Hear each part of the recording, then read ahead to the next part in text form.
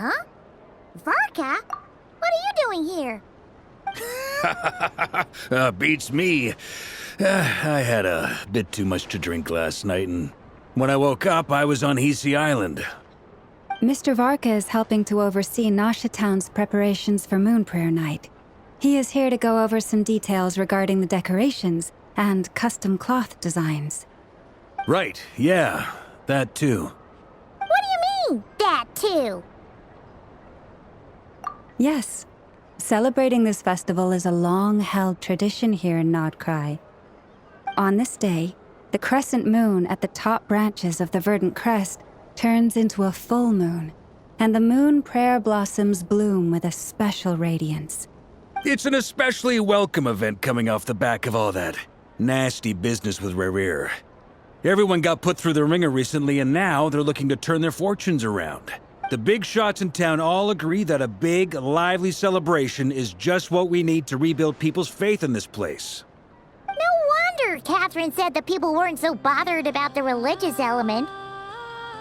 That's right. It's become more of a local custom by this point. The celebrations have little to do with whether the religious stories behind this event are true or not. Even the Frost Moon Scions are eagerly awaiting the coming of Moon Prayer Night, despite now knowing that their past beliefs were founded on a falsehood. That's fair. It's a bit like the Lantern Ride in Liyue. It's a chance for people to enjoy themselves, not debate the existence of the Adepti. Oh, one other thing! We just went to see Columbina. We went ahead and invited her to take part in the festival this time. Hope it's okay. Wait, so... you mean she agreed to it? Huh. That's quite a surprise. Then, I suppose that she intends to return to the moon on that day. Oh, yeah! It's kind of a complicated process, but basically, it's like a slingshot. I understand. In truth, I had a feeling that she might make such a decision. Well, if Kuthar has decided to participate in the festival, we should prepare accordingly. Yeah, exactly. She was saying how it could be risky for her to show her face in public. We were wondering if there was any way we could hide her. Unfortunately, the people who carved the statues did an excellent job of capturing her likeness. It will be very challenging to hide a goddess whose face everyone is so familiar with. Darn! We may have bitten off more than we can chew here. Nah, don't sweat the small stuff. We can... Huh? Are you saying you have a plan? Not as such, no, but the most important thing with a festival is to keep the mood light and your spirits up. You can't go preparing for a festival with those long faces. You'll never convince anyone to enjoy themselves.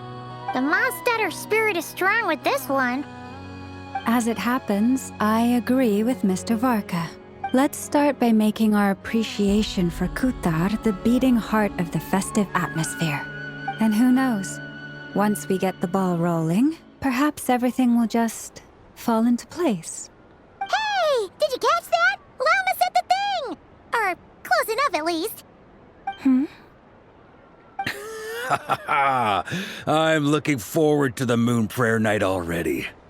We have a festival in Mondstadt called Windbloom, and you can always tell which couples are celebrating it for their first time by the smiles on their faces. And I have a feeling we'll get to see that same smile on the Moon Goddess's face at this festival. Not quite the same, surely. Anyway, I'll take care of business in the city, but I'll have to leave the decor up to you and the Frost Moon Scions. No one else can capture that traditional aesthetic quite like you guys. But lastly, there's the final key element that brings the festival to life. Companionship. Before you leave, let me show you something that we've been preparing.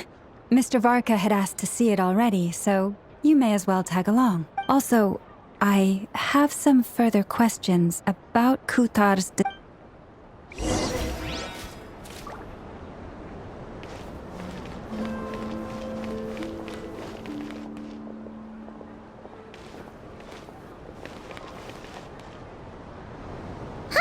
What's this?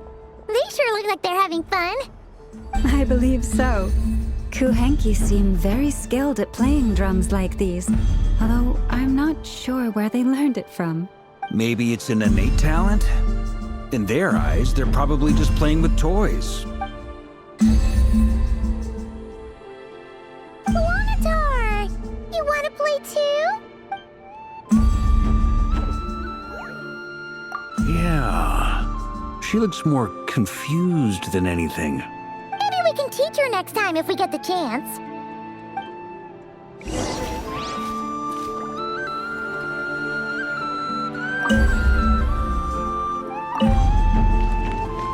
What are these floaty things? Moon veils. We hang them from buildings in the city during the festival. When you look at the sky through them, it creates a lovely misty effect.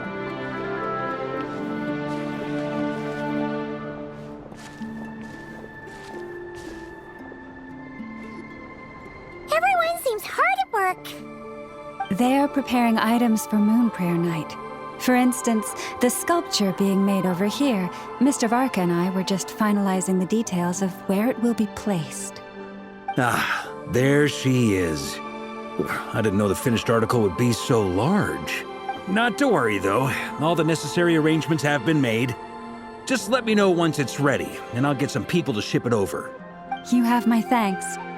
And over here, we are preparing a very traditional confection. Oh, look at all these colors! It looks great! Can Paimon try one? Of course.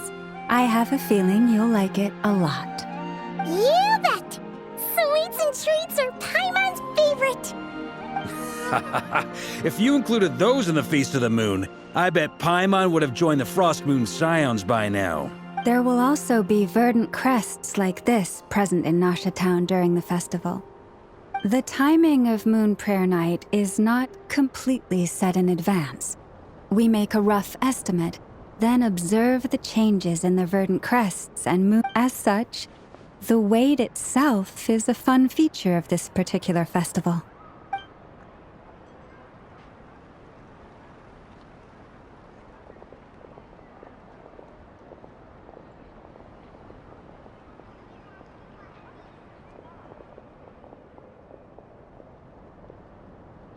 Let's talk here. To tell the truth, I am very surprised to hear that Kutar is willing to participate in the festival. I once asked her if she'd be willing to stay with the Frost Moon Scions. I could introduce her to everyone, and we could be a family to one another. She did not answer, but she has not appeared here since. I took this to mean her answer was no. But if that were the case, she would not have accepted this invitation. Ah, I see. Maybe she is right. Maybe the Frost Moon Scions of today no longer need a moon. But my wish was not for her to come here and be worshipped as a deity. I simply wanted to offer her a place to stay. I'm sure she believes that showing herself here might invite Fatui intervention, and as such, she does not wish to cause us trouble. But what really pains me about all this is that this is her birthplace. She ought to belong here, yet no one has been able to grant her shelter. I think I'm qualified to weigh in here.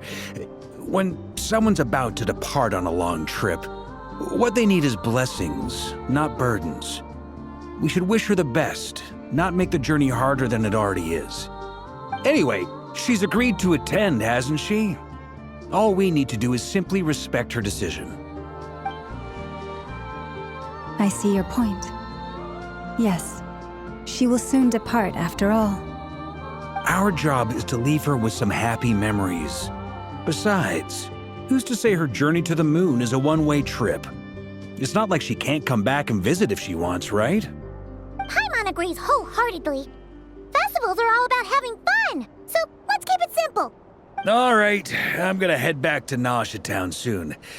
Want to come with? I'm guessing you have some other folks to visit there. Sure thing, let's go! Bye for now, Wilma! Thank you all. Goodbye.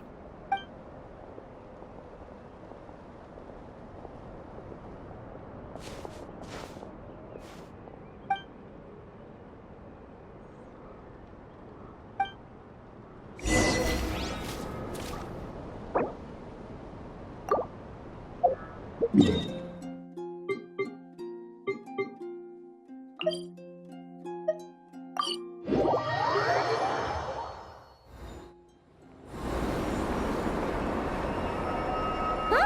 Hey, over there! It's Durin and Albedo with Flints! What could they be chatting about?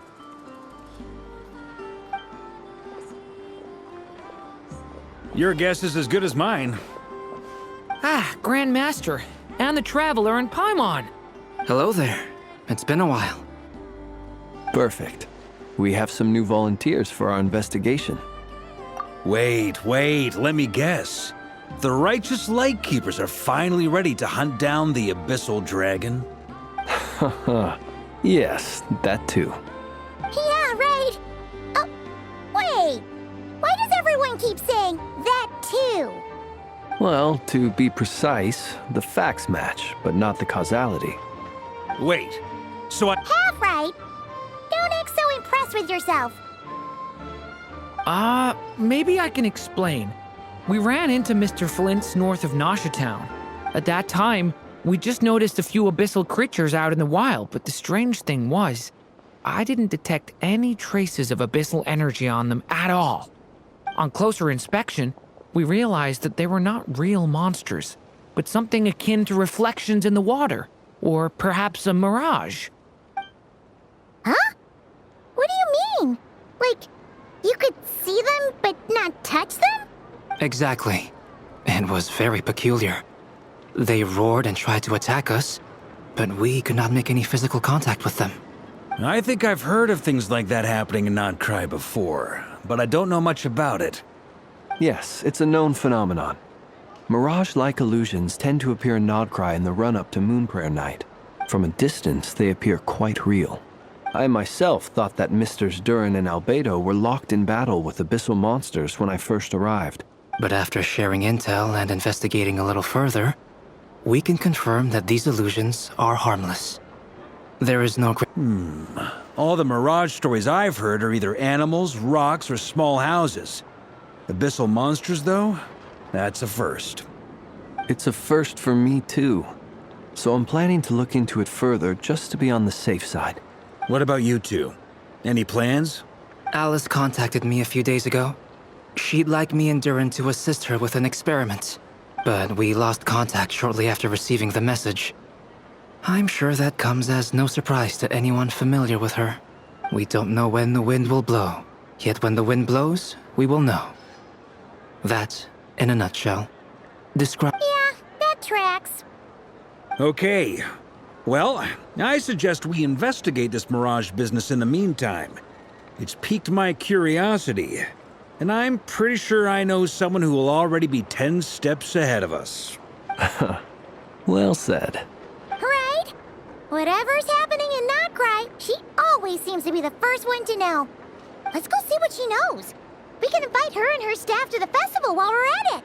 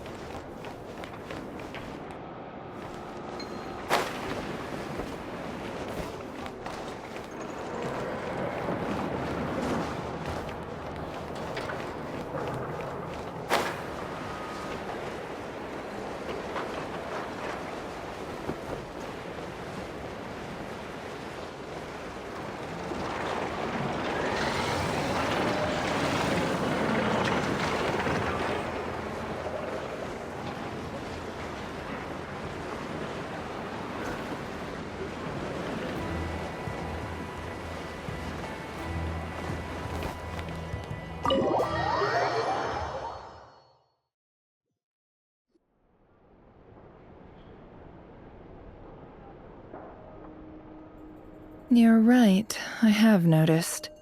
There's certainly something a little fishy about this situation. Records indicate that this phenomenon can occur in the days before and following Moon Prayer Night. That said, it has always been a rare sight in the past. The odds of encountering these phantoms are similar to looking up in the night sky, happening to see a shooting star, and managing to make a wish before it disappears. But this time, either everyone's getting lucky, or they're appearing far more frequently than usual. Yehoda's out gathering intel as we speak. In the meantime, let me check off some points of interest. First, the Abyss. The ones we saw seem to be abyssal monsters. Indeed. But we have identified one location where many more of them have made an appearance. Given the scale and nature of the phantoms, it's almost as if someone's last memories are coming to life. Or perhaps the memories of multiple people.